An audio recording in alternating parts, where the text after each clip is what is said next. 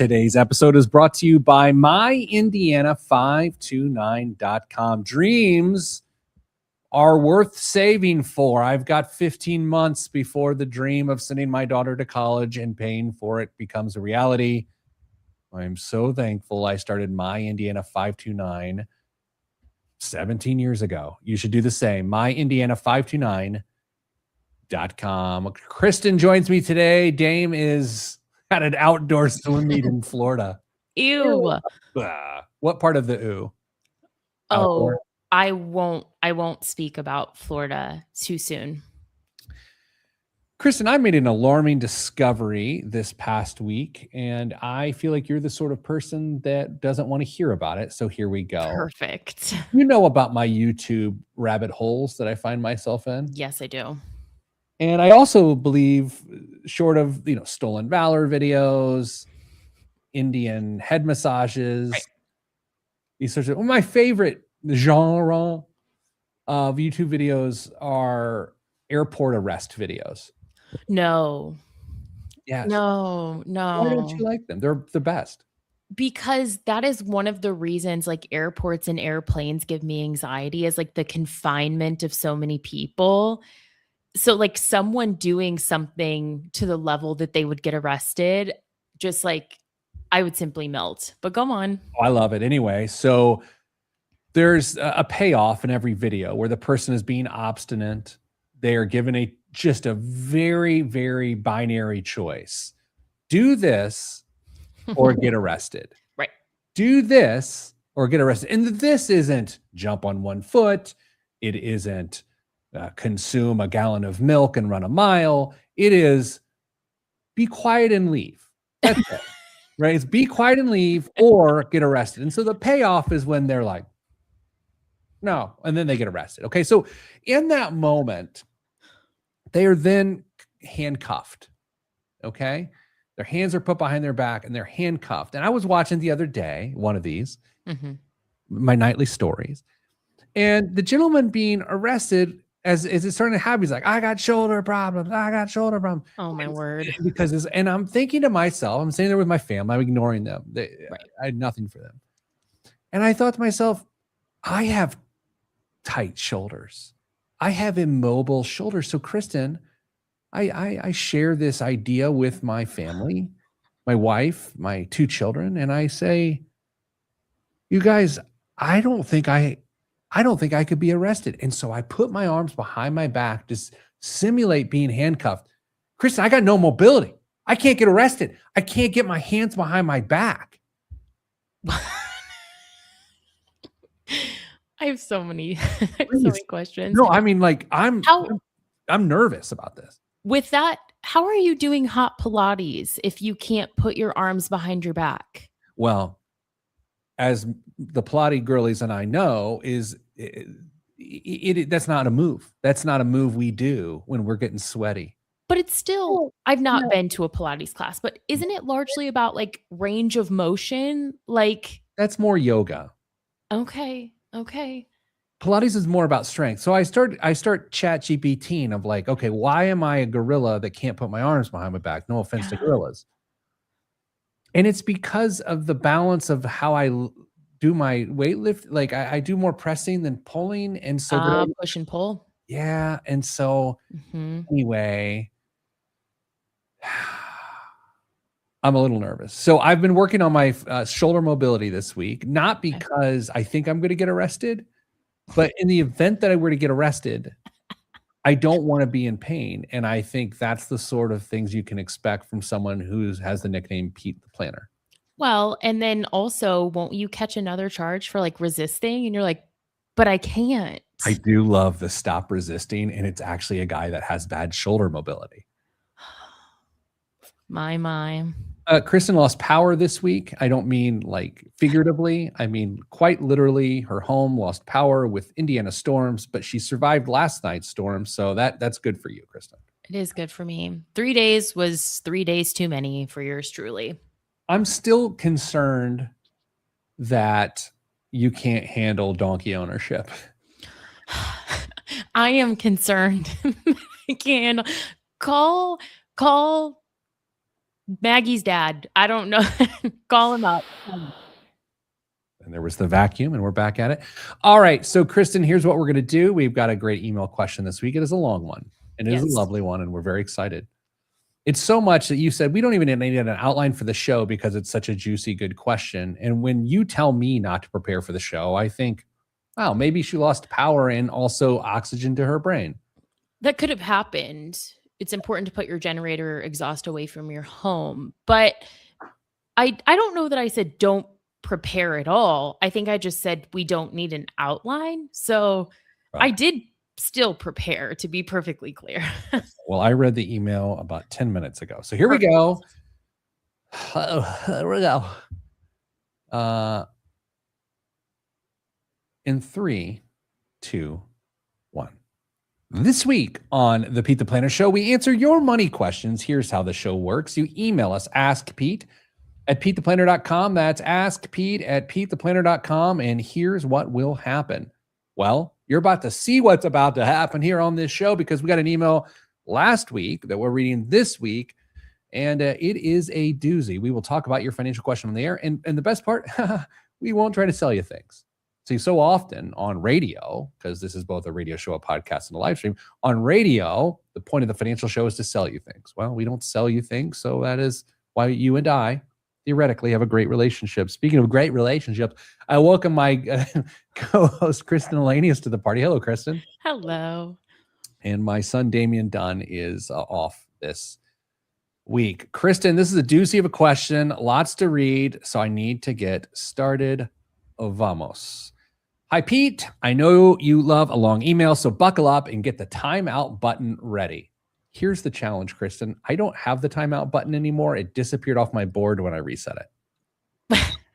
But you took time to import some other sounds, but not, okay. My husband, a 43-year-old M, and I, a 39-year-old F, are considering sorry, got to keep going. Are considering buying a larger house for us and our 2 children, 1 and 7 years old.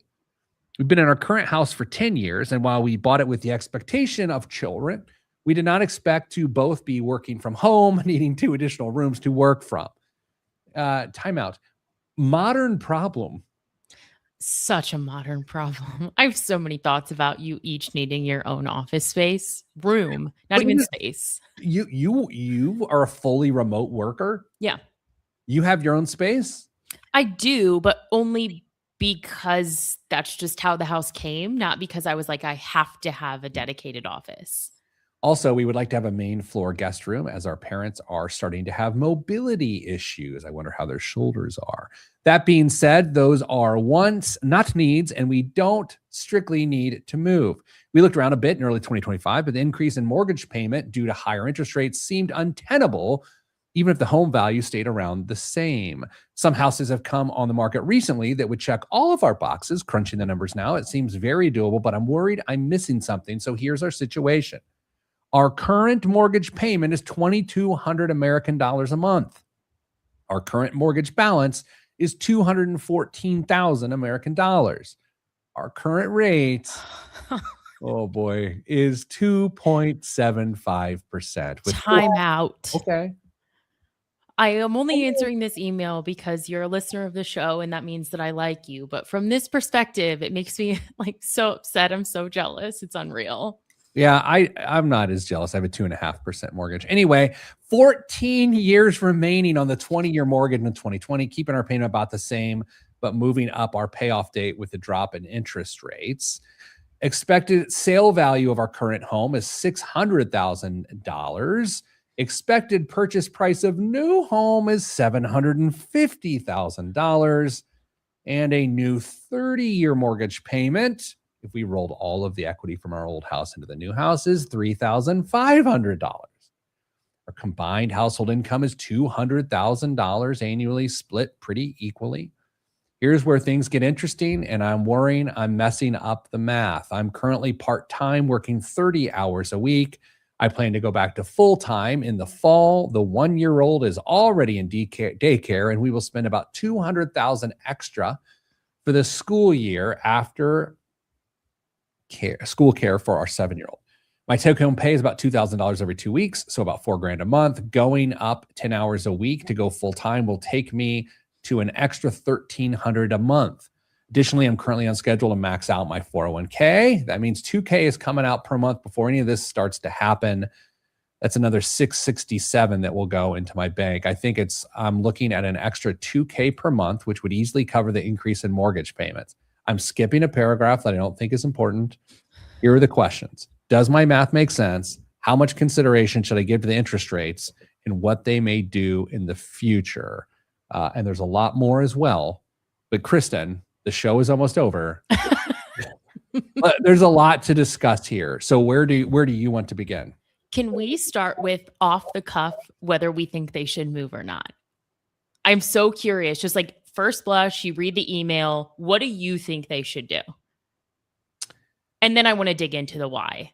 What do I think they should do? You want me to just rip the Band-Aid off? Yeah. What did they do? They should move. They should move? Yeah. Do we disagree? We totally disagree. They should not. What? Yeah.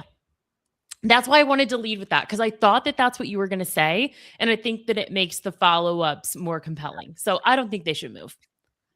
Okay. Wow. I just woke up. Well, have at it, Queen. So there's a couple of things, but part of what we skipped is that she does call out that they could technically renovate their house, stay where they are, and get what they need. And my biggest hang up is that if you can get 80, 90% of what you want out of a renovation, but you're not, she says she knows who they are, that they won't do that. They won't contract with someone. They'll just like kick that can down the road. I feel like if you're not willing to do that, that you don't want the things that you desire, the extra space, the main level guest room. I don't think you want them bad enough. So, okay. Wow. So their lifestyle changing, their life changing. You don't feel like the changes are significant enough for them. For them. Yeah.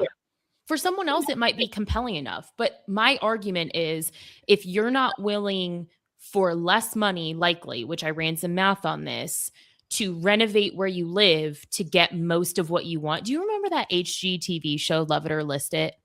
Did you ever see that? Yeah. That's this concept. Okay. Well, so you think the solve to this conversation is home renovation versus change the mortgage, change the math? Sort of. My argument is that if you're not willing to do that, and she's saying she doesn't think that they will in this email, is like, I don't think that we would hire a contractor. I don't think we would follow through. I don't then feel like your problem is as inconvenient or your justification is as compelling as it should be, because if it's really a pain point, I think that you'd be willing to explore that option in earnest. Fascinating. I think that's interesting. As always on this show, you end up bringing up a point or perspective that I hadn't considered. Here's where I'm at. And it goes to the last paragraph that I didn't read. In terms of savings goals, my 401k gets maxed out each year. I get a 3% employer match and around another 5 to 10% a year from profit sharing. My husband has a SEP IRA through his job at 20%, and we max out our Roth IRAs. We have 529 accounts set up for our kids, blah, blah, blah, blah. We each have plenty of life insurance. They are perfectly planned.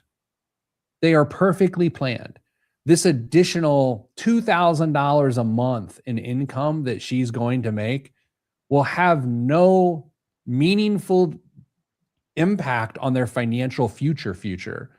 So I think that they can actually realize that glory now by changing their lifestyle a little bit. I can't believe I'm saying this out loud. That is how I feel. Do you know what I mean? I mean, I do. But I don't think objective affordability is the problem. Their current mortgage takes up like 13% of their gross income, and the new mortgage is like 18%. Like, that's not the problem. That's not the question. Well, then what's the question? Should they? Yes. No. They should live a little. Here's what we're going to do. You and I are obviously quite fired up. We're on the verge of fisticuffs. I don't think that's true, but we disagree. So we're going to take a break, and we come back after the break. You're going to present the case of why these people should be jammed into a 200 square foot house for the rest of their lives.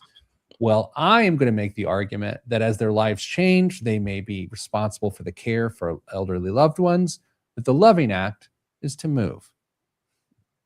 All of that is next on the Pete the Planner Show. I'm Pete the Planner. Kids have a way of testing their futures early.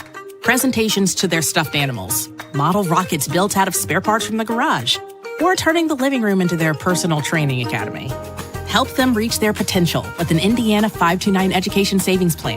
With flexible investment options, tax advantages, and a convenient mobile app, saving is at your fingertips. Visit myindiana529.com and start with just $10. Read the disclosure booklet carefully before investing. Now, when the storms come rolling through wherever you live and you think, my dog's going to be scared. And then you also think, oh no, this is inevitably going to lead to needing a contractor to come out and fix something that the wind is about to break. That is why I specifically use Home Concierge by NeighborServe. You know how home ownership feels sometimes. Things break, you got to tackle a project. And then the real issue is like, okay, well, who do I trust? And I got to vet 3 or 4 contractors to figure out what makes sense for me. That is specifically why I do use Home Concierge by NeighborServe. They eliminate the who do I trust reality, and they're not constantly trying to sell me stuff by just putting vendors and contractors up in my face that they're making the most money on. So visit neighborserve.com/Pete. That is neighborserve.com/Pete for 1 free month of what I get, what I pay for, Home Concierge by NeighborServe.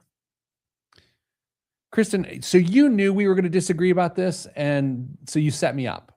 A little, yeah. What do you think Damien would say? Damien, who's Damien? What would Dame say? Damien. I think that he would be on my side because I still have more arguments. I think he may have started on your side, but I'm going to sway you both. Gosh, that's so you. So you I feel like we should call him. He has actually melted into a puddle. He is no longer here. You think we call him on the air right now on his vacation? Do not. Why? Because last week we called someone on the air. I haven't thought much about that. I actually haven't heard any feedback about it either. How about you? I mean, I talked about it with my person who also wasn't surprised. So, yeah. So we're getting, by the way, just to note, Nicholas Wilson tailgated for today's show. He showed up in the live stream hours early, which I really appreciate. Indeed. So are you not money ahead to just add an entire wing to your house and keeping your interest rate? I think that's part of Kristen's point. Your home value is appreciating more than 2.75%. Oh, don't you worry, Nicholas Wilson. I ran the math. Well, chat ran the math, but I told it what to do. All right. Well, back to the show with Kristen and her robots in 3, 2, 1. Back on the Pete the Planner Show, we received an email from a emailer at askpete@petetheplanner.com. So you can email us, askpete@petetheplanner.com. We will talk about your financial question on the air and give you answers. Are the answers good? Depends on who's giving them. Kristen thinks that her answer is good. I think mine is better. The email this week is from a young couple, young kids, bought a house 10 years ago. Their life has changed a lot. They both now work from home remotely and need office space, if you will. Their kids are getting older, and there's a possibility that they may need to care for aging parents all under one roof. The problem is they have a 2.75% interest rate on their mortgage. For those that don't know, the lower the interest rate you have on a debt, the more desirable that debt is as an asset. That's how I personally feel. I have a 2.5% mortgage, and I don't ever want a mortgage again that isn't 2.5%. Mortgage rates today are what, Kristen? 6.5%, 7%? I was going to say 6.5. And so naturally, Even if they bought the same value of house, which they're not going to, if they did, their payment would be significantly higher. It would go from $2,200 a month all the way up to like $3,500 a month, something like that. And so the question becomes, should they stay or should they go? I said they should move. And I feel like that they have fully funded their retirement. They're saving 529 plans. They have the ability to expand their financial lifestyle. They're so young that they'll still have their home paid off by the time they get close to retirement. So, Kristen, what say you? Well, actually, that last point is the one that I think is the one that I think I could sway you to my side with, which is extending the timeline for payoff on their current mortgage. Currently, they will be mortgage free before retirement. And we've caught a lot of heat for that over the last few weeks, stating that we think that that's important. But if they refinance, or if they move to this new house, rather, their timeline extends into like they're almost 70, 69 and 73 years old if they take the 30-year mortgage. Pete. Kristen, a great woman once told me, marry the home, date the rate. Please. Please. I believe the solution here is to get the 30-year mortgage with the idea that in the next several years, the interest rate will fall significantly, at least 2 points, at least 2 points. And then they can refinance to a 20-year mortgage. That, in combination with the fact that she has to go back to work and work more hours to feel like this is justified, doesn't give you pause? Okay. No. No. But let me read that differently than maybe you read it. I'm currently part-time, working 30 hours a week. I plan to go back up full-time, 40 hours a week in the fall. I believe that has nothing to do with her them wanting to move. I believe that is just part of her career plan. Okay, I hear you, but I raise you one of my favorite behavioral finance concepts, which is the concept of mental accounting, which is this idea that depending on how we obtain the dollars or how we plan to spend the dollars, we treat them differently. And so we see this all the time. The most practical example is an inheritance from a parent who would have wanted us to take the kids to Disney. Like, that is like case in point, the example where we would say, actually, where is that dollar best served for your family? I don't love that the email frames the increase in income as the way to cover the mortgage payment, because they should be able to cover it regardless. It's the way that she sets that structure up in the email that makes me take a step back. Okay. Point, Kristen. There's a lot of nuance on that. I'm not going to mansplain what you just said because you explained it well, but I want to say it differently for those that are dumb like me. Okay. Men, I need the men to hear this from a man.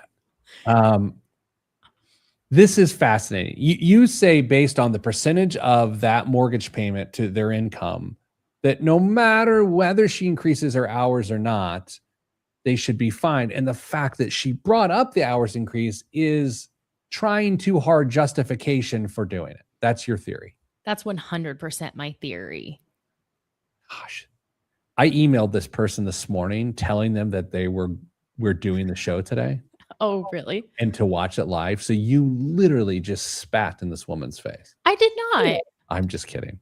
But I think it is possible what you're saying. And if it is true, it is subconscious. I think that it is 100% subconscious. It is. It's our brains. Our brains have these weird ways of looking at situations. And that's just why it gives me pause is, again, 18% of your gross income going towards your mortgage payment as a rule is wildly affordable. So why we have to insert this additional income into the conversation is slightly concerning. And my second point along those same lines is that they're saving so aggressively for retirement. They're saving like 30% of their income for retirement right now. Why?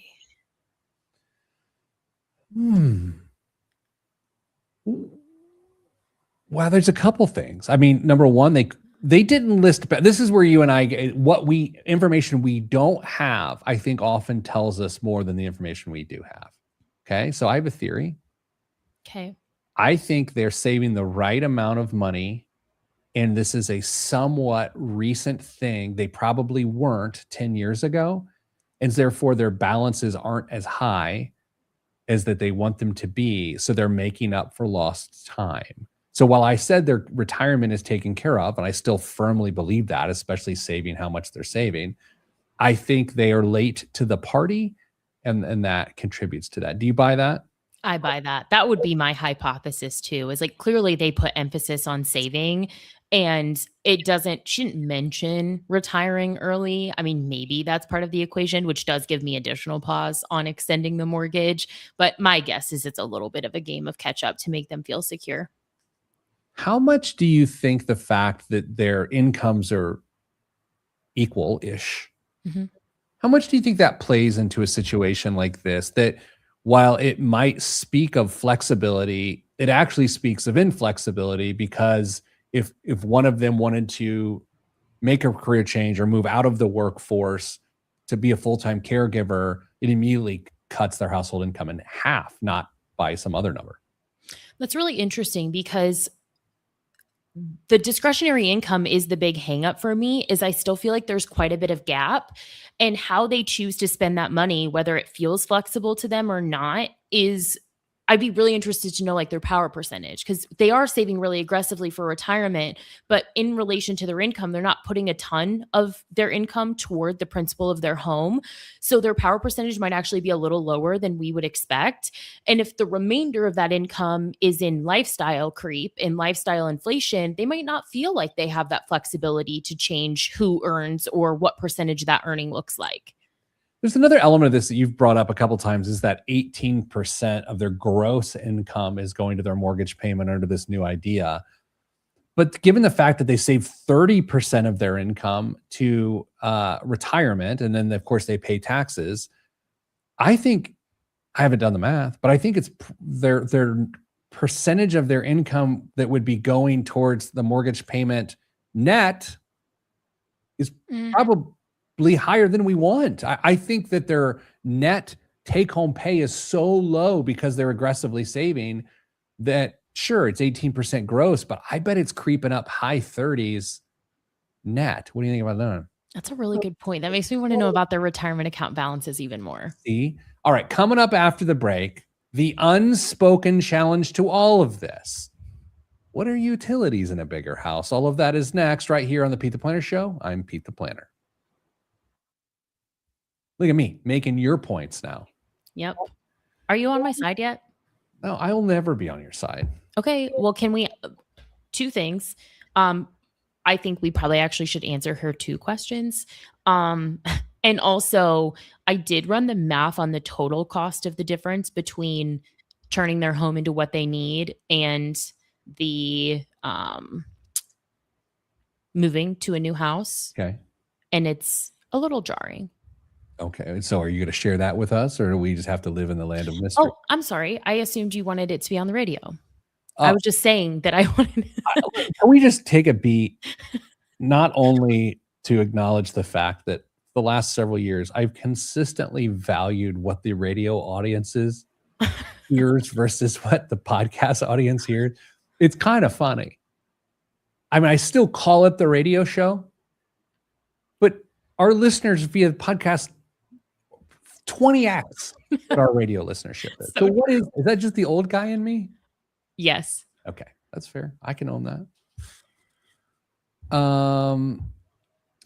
We have another really good email question that came in that we'll probably do next week. Are we back normal hours next week? Next week, but then the following we're not, because we're off for the holiday. Yeah, we're gonna have to figure that out. Yeah. Okay. Let's keep going. It's fast show today, as a lot of as people say in the business. 3, 2, 1. Back on the Pete the Planner Show. Long email, great email. Here's the basics. A 43-year-old male, 39-year-old female, married, one child that is 1 year old, one child is 7 years old, moved into a home 10 years ago. The home worked out for them, so much so that when they refinanced in 2020, they got a 2.75% interest rate on a 20-year mortgage. They believe, important to say it that way, they believe the needs of their family and lifestyle have warranted looking for a bigger, vis-a-vis more expensive home. And unfortunately, interest rates being 4% higher. Ooh. Actually, I guess the way you would actually say that is like what? 300% higher? 400% higher? What is the math? Oh, that's awful. Anyway, that stinks. Anyway, at least 200% higher. Should they move or not?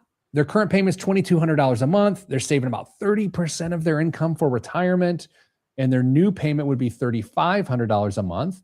The lady who emailed, her hours are about to increase in the fall at work, so they could theoretically both afford to do this without her hours increasing and afford to do it, especially when her hours do increase.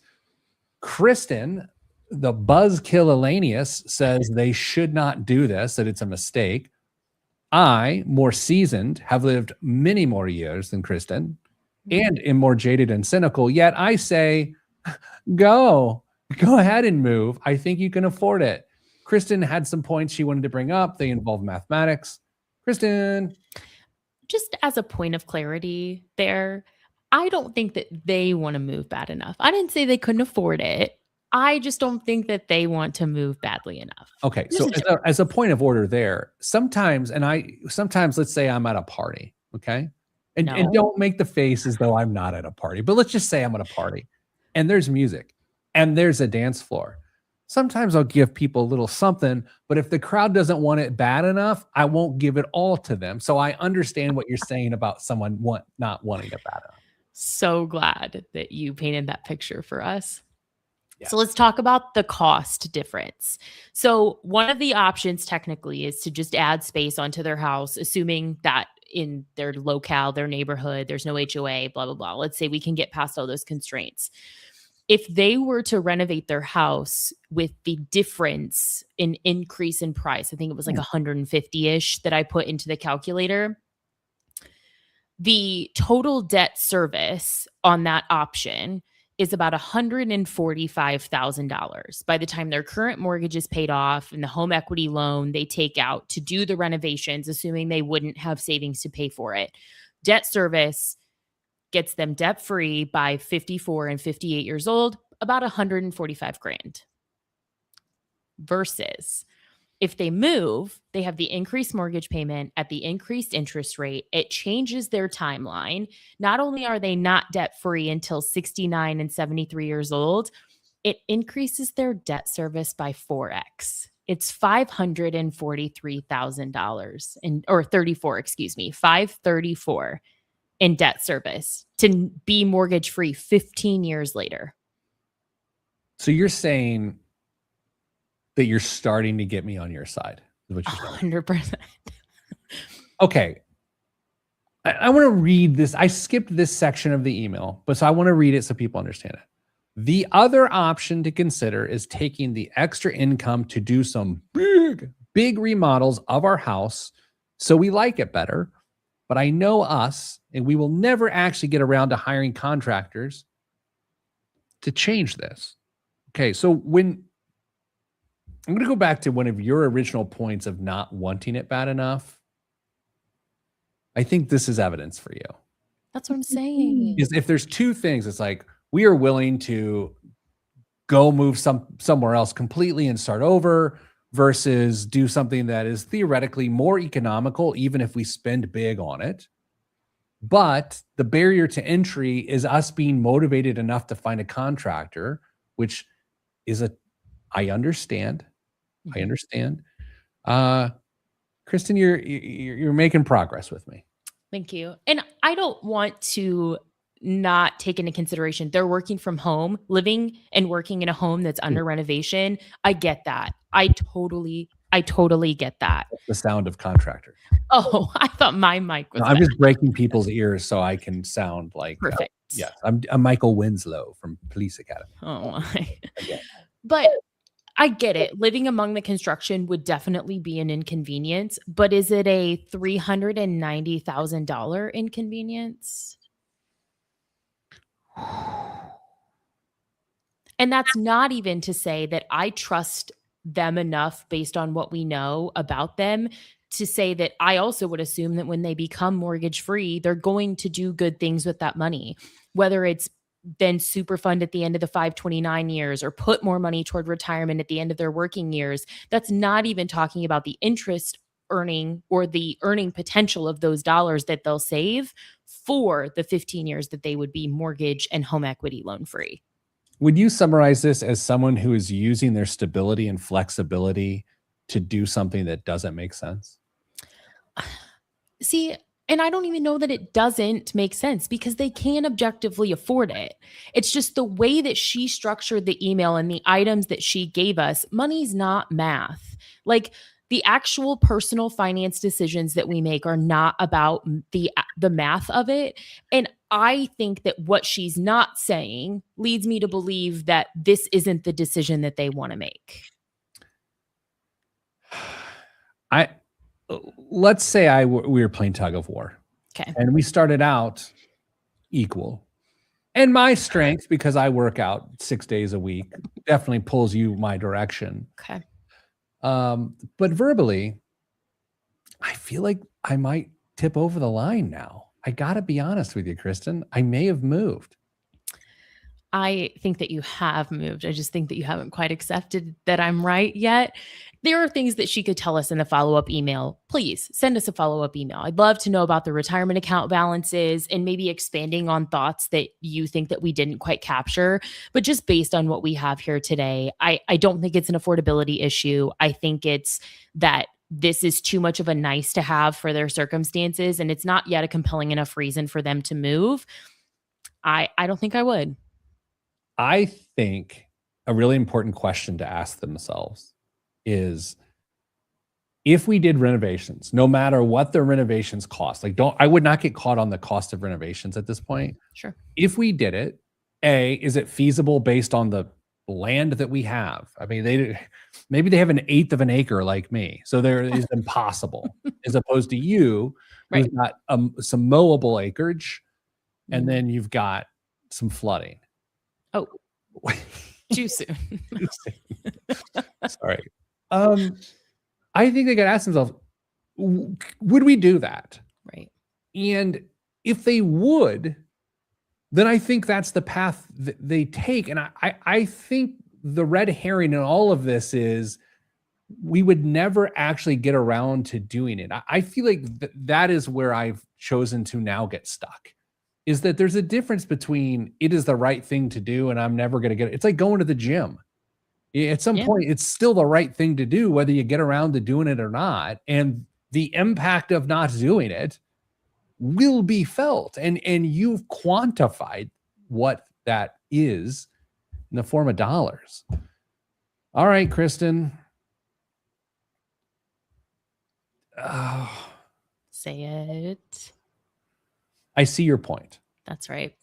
I see your point. It doesn't mean that I think that's what they should do, but I see your point. I think they need to examine a little deeper some of the motivation around this. And maybe ultimately is, Kristen, interesting point. Here are a set of facts that make it different.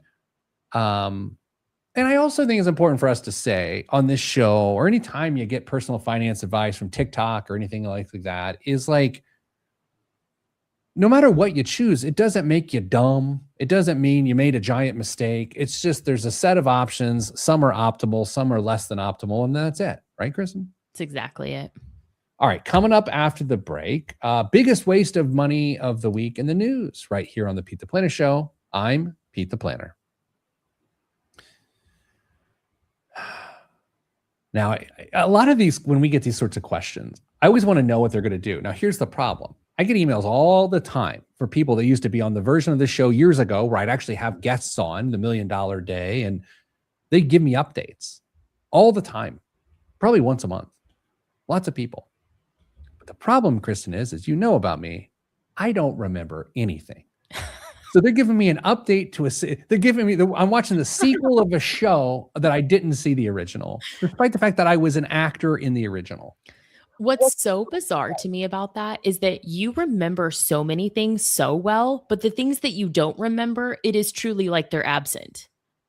That's well said. There's not like little flickerings of memories. No. They're like that they never Gone. Here's something. I may have mentioned this in the show. So I haven't been partaking in the devil's sweat this year, alcohol. Oh.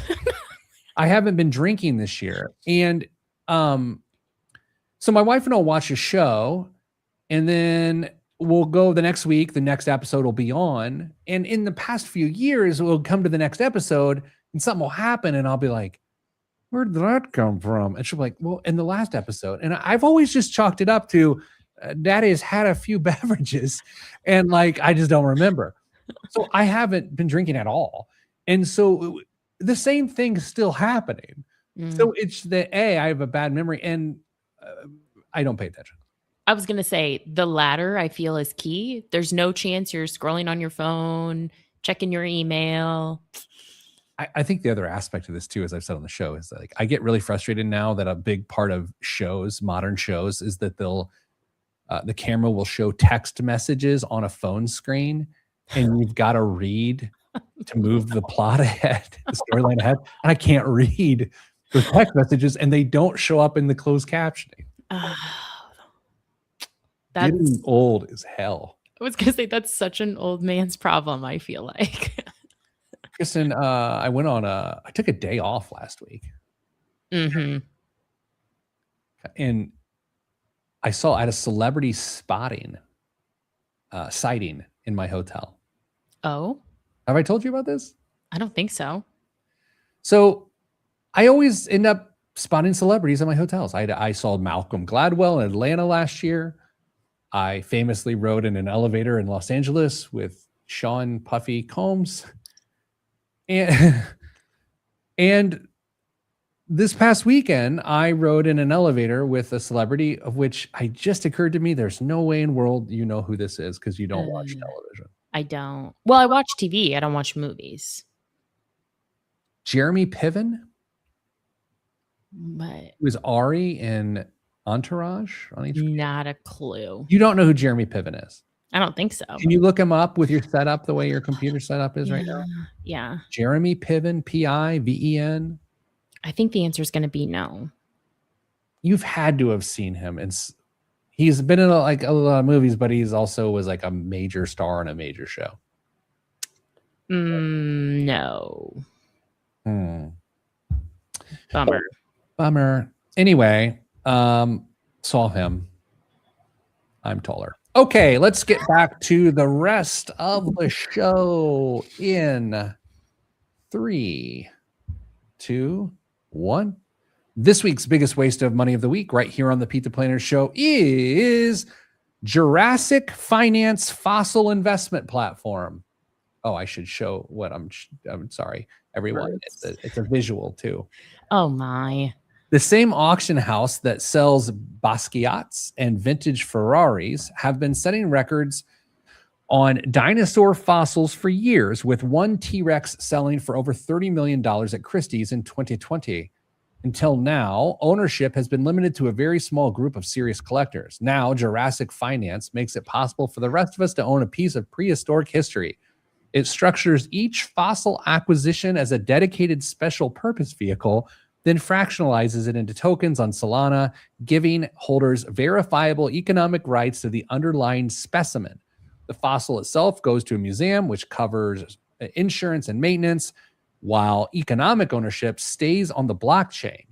The first raise funds the infrastructure. The second targets the acquisition of an authenticated Triceratops skull with a target range of $1 million. Token holders receive ongoing economic rights as the asset appreciates, with a lending and borrowing market planned against the special purpose vehicles at a 50% loan to value. Now, Kristen, unlike some of our biggest waste of money of the week, there's no guessing how much this thing costs because it's like 3 cents a share, 3 cents a a piece. So it's just the dumbest thing in the world. I'm bringing it up because no matter what you put into this, it is absurd. I also think it is fundamentally strange. Chris, I am not a big PETA guy, but I want to paint a picture for you.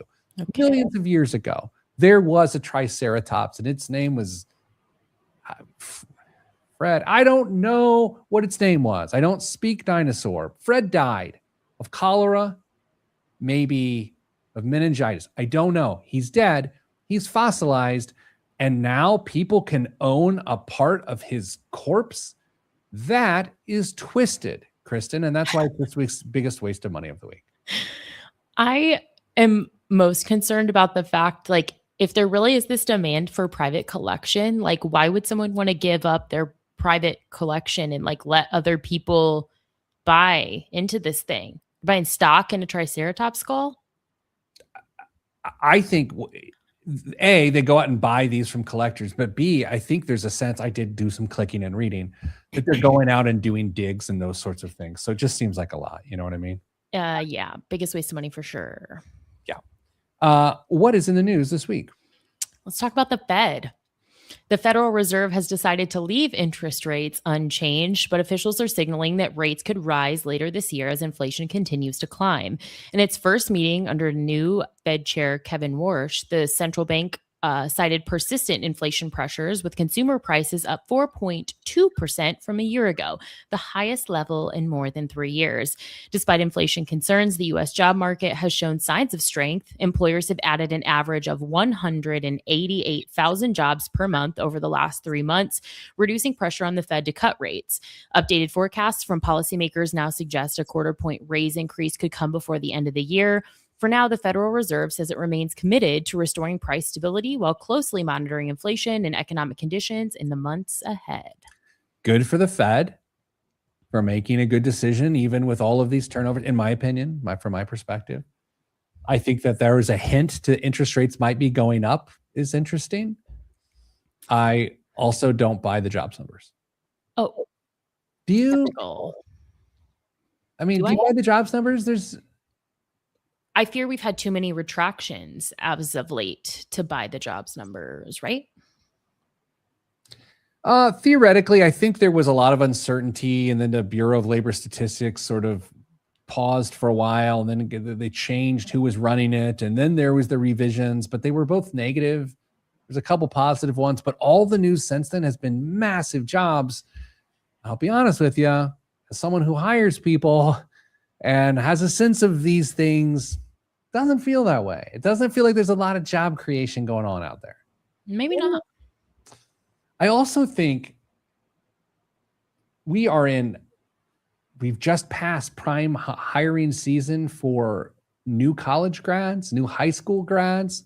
And so there is some element of, well, there should be a lot of jobs there, but it doesn't work that way. It doesn't matter what the pool of applicants are. That doesn't necessarily impact who's hiring what. So interesting. Can you imagine, we just did this whole show on the fact that interest rates will eventually go down here soon, theoretically.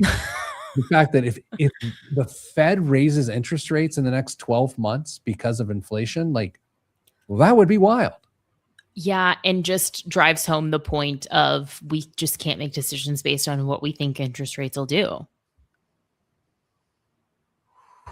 Kristen, what else is in the news? Speaking of mortgages, unfortunately, most of my news stories are negative today. I'm really sorry. I tried to find positive ones. I really did, I swear.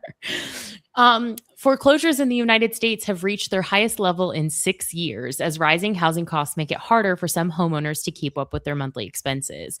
According to property data firm Adam, reported by the Wall Street Journal, nearly 119,000 properties received foreclosure filings during the first quarter of 2026, which is a 26% increase from the same period last year. Experts say the increase does not signal a housing crisis like one seen during the Great Recession, but it does highlight growing financial pressure on some households. One major factor is the rising cost of homeownership beyond the mortgage itself, as home insurance premiums, property taxes, and homeowners association fees have all increased significantly in recent years. Housing experts also point to the resumed student loan payments and rising credit card and auto loan delinquencies as contributing factors. And while many homeowners have substantial equity in their homes, those who bought recently have fewer options if they fall behind, particularly because some market prices have begun to decline. Analysts say the trend serves as an early warning sign that higher living costs are putting increased pressure on American households. I found myself 2 weekends ago randomly watching The Big Short, the Michael Lewis book turned movie. Have you seen that? I have. Wow. Like, really? I have, for real. That's scary. Not both the movie and the story you just had. It is. I mean, when you look at the graph, it looks a little less scary, to be fair. Like, it's still not anywhere near a high by any means, but the increase is, of course, concerning as someone who cares about financial stability. When we're seeing increased delinquencies on, auto loans or credit cards, or we see federal student loans when people are falling behind in combination within that housing potential instability, it's just really concerning for global financial health. I think this is so interesting around the previous story on interest rates, because housing can feel more affordable with lower interest rates, but then the pool of buyers grows. So then the prices of homes increase because there's more buyers for fewer supply. Yeah. And then you get to this story of like, well, clearly there was a period of time in which people were buying homes at interest rates that weren't sustainable for their budget. It's all very complicated. That's why economics is a theory. There are theories of economics. It is not, I'm sure my college econ professors, A, don't listen to the show, B, would disagree with me. This is not a science, right? I don't think so. And just like when you have so much, the problem is when there are so many big variables that are uncertain or feel like they're not reliable, how are you supposed to have certainty even around principles that do stand the test of time? It's a good question. You have time for one last 30-second story? The 2027 cost of living increase for Social Security, the estimate range is 3.8% to 4.7%, citing that it's largely driven by oil and fuel prices. Shocking. Okay. I mean, sometimes you see those increases and you're like, oh, that's not really, that feels, I don't want to say the F word. I don't want to say it sounds fair, but that sounds reasonable. Feels representative for sure. There you go. All right. We did it. Email us. We will mess you up. No, I'm just kidding. Email us, askpete@petetheplanner.com, and you will get critical conversation about your financial decisions. That's how the show works. Kristen and I did that this week. Next week, Kristen, Dame, and I will do that again. Listen to the podcast wherever you get your podcasts. It's called Pete the Planner Show. And I'm sending you good vibes because good vibes are all that's in the budget. Like I mentioned, Pete the Planner Show. I'm Pete the Planner. All right, Kristen, here's the thing. I got to go. This was fun, delightful, and you got my attention and my vote. Thank you, Corey. Thank you, Pete. All right. So by the way, when I end this stream here in just a moment, I'm actually hanging up, Kristen. Oh, no post-show fun for me. I got to go. So everyone, including Kristen, stay getting money.